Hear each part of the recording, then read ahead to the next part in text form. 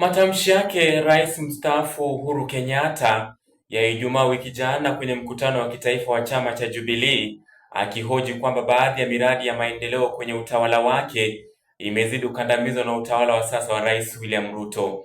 Imezidi kukashifiwa vikali na viongozi wa kisiasa nchini, wa hivi punde akiwa ni gavana wa Kakamega Fernandes Barasa. Barasa amemsuta Uhuru Kenyatta kwa kuhujumu katiba ya Kenya inayopendekeza rais mstaafu kuwa kielelezo na mwenye ushauri kwa viongozi walio mamlakani, kando na kujihusisha na masuala ya siasa, akihoji kwamba utawala wa sasa umefanya maendeleo zaidi kwenye maeneo ya magharibi kuliko utawala wake. Hosia ulioungwa mkono na waziri wa utumishi wa umma Geoffrey Ruku. Wewe umestaafu, patia Rais William Samoei Ruto nafasi ya kutumikia Wakenya.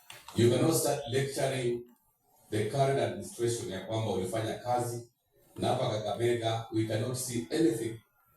Hakuna project yoyote ambayo ilikamilika. Akizungumza kana kwamba tangia hata Kenya imebaki, ukweli wa mambo ni kwamba Kenya inasonga mbele, Kenya inazidi kuimarika kiuchumi, Kenya na Wakenya wanazidi kupata ustaarabu kutokana na uongozi ambao tumeupata, uongozi wa rais wetu William Ruto. Tunaheshimu Mheshimiwa Uhuru Kenyatta, tunajua ni rais amehudumu miaka 10 kama kiongozi wa taifa. Yale ambayo sheria inamruhusu kufanya ni kutoa mawaidha kwa rais wa jamhuri.